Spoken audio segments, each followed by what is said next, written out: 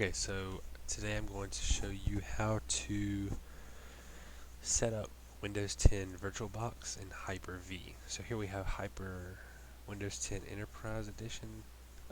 I'll give you a link to download this right off Microsoft's website in the description below. So you want to go and download that, and then once you have this, you want to come to your Windows icon and type in Features. You're going to come here to Windows Features on or off, and then here you're going to go down to Hyper-V and check this box, and then scroll down to where you see Virtual Machine Platform and Windows Hypervisor Platform. You're going to check those boxes and press OK, and it's going to load, find the files, apply the changes, and you might need to restart. We'll see here in a second. You do need to restart, so I'm going to go ahead and restart, and then I'll be right back. Okay, so now that you've restarted your computer from installing that, Hyper-V will now be installed. And so we just gotta look for it now. It can be aggravating to pull up.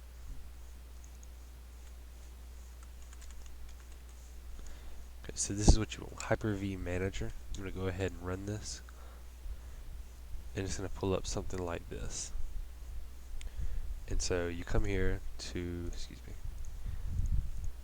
Action, and you want to do New Virtual Machine, and you can skip this page, and then you want to name your virtual machine whatever you want it to be. So this is going to be Windows 10 Enterprise,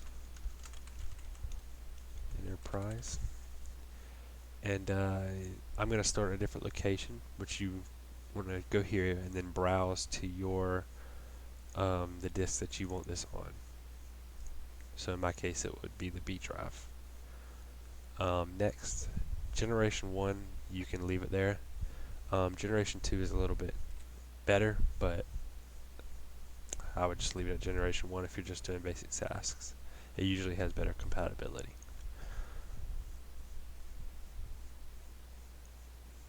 And while this is loading, I just want to let you know that you might need to go into the BIOS settings of your motherboard, and to do that, you can restart your computer, and before the Windows logo, you just want to press the delete key or maybe the F11 key and get in there. It'll bring up a menu, and from there you want to turn on virtualization support. I'm going to go ahead and pause this while this is loading. Okay, that took a while. So after you've done your generation, you want to assign memory. Currently I have 16 gigabytes of memory, so I have plenty to give this operating system, but really if you're just doing like a basic task for maybe school or something like that, you can get by on 4 gigs. So that's what we're going to do here, is 4,096 megabytes, which is equal to about 4 gigs. Next, and then here you can connect a switch.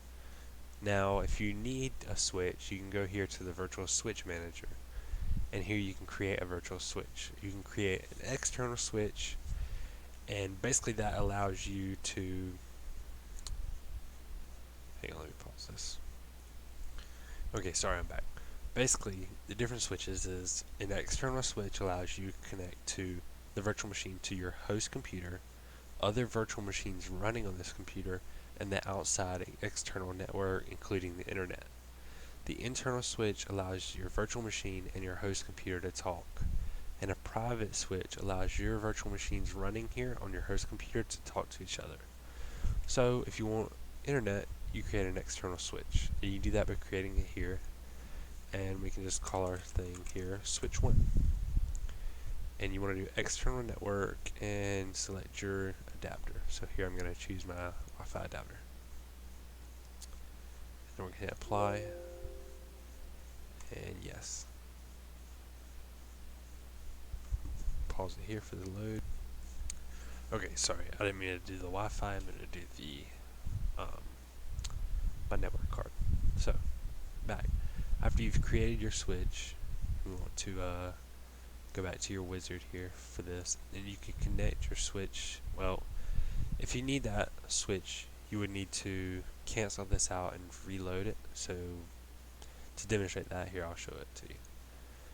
Go to Action, New, Virtual Machine, and like we did before, it's going to be Windows 10 Enterprise. Next, next, 4096. By the way, I want to take quick note of the dynamic memory. If you're running a nested VM, you want to turn dynamic memory off. And we're going to connect to switch 1. And then so here, we're going to create a virtual disk. You don't need 127 gigs. Windows, I think, can run on like 18 gigs or something like that. I usually do 30 gigs when I would do schoolwork. And you want to create that wherever you need to create it. So for me, that's going to be my B drive. And yeah.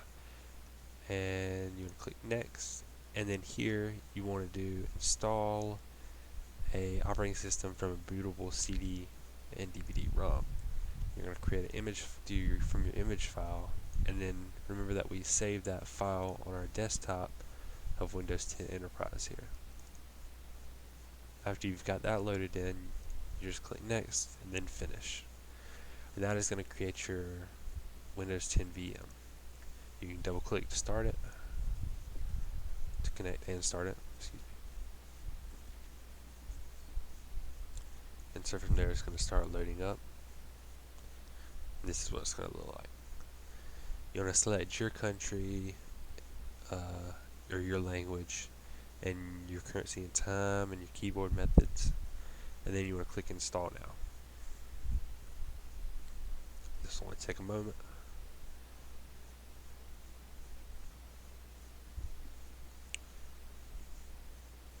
Accept the license terms, and then hit custom install Windows only.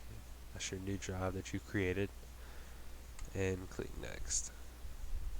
And so here it's probably going to take a little bit, so I'm going to go ahead and pause it. Okay, so it just finished going through those loading things that I had to do to install, and it's getting ready now.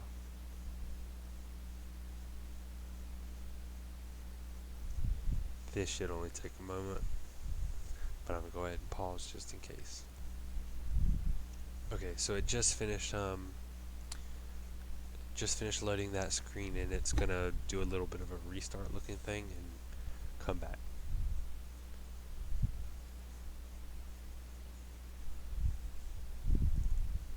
We can't actually full screen this.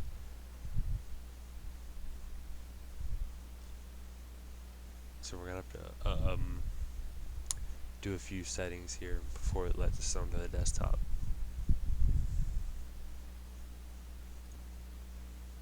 Okay, so it finished loading, and we're going to go ahead and select our country, which is acting a little funny right now, full screen. So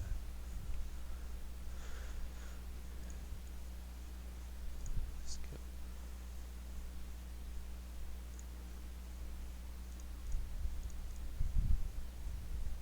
I'm just going to say I don't have either internet for now. We're not going to connect to anything because it's just a tutorial, but here you would connect to your Microsoft account if you needed it.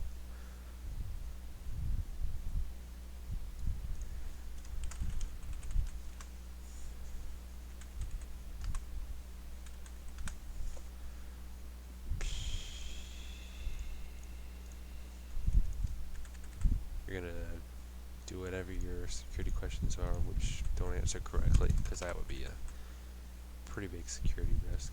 But this is just a virtual machine for school or whatever.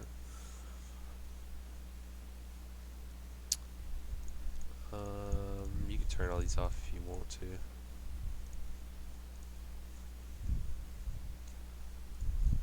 And you want to click no. And if you want Cortana, you can click accept, but I don't. So after that, it's going to load up your desktop, and pretty much you'll be set and ready to go. Okay, it just finished loading up the desktop, and you want to select your display configuration for Hyper-V and click connect, and enter your password. Oh, I didn't do it, unlock.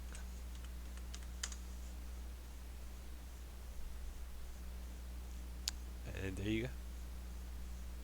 That's how you install Windows 10 Enterprise, or really Windows 10 and Windows Server 2016 and 2012 is about similar. You would have one extra step in the install process where you would select a GUI experience or not, server core install. I might do a video on that. But that's how you set up a Windows 10 virtual machine on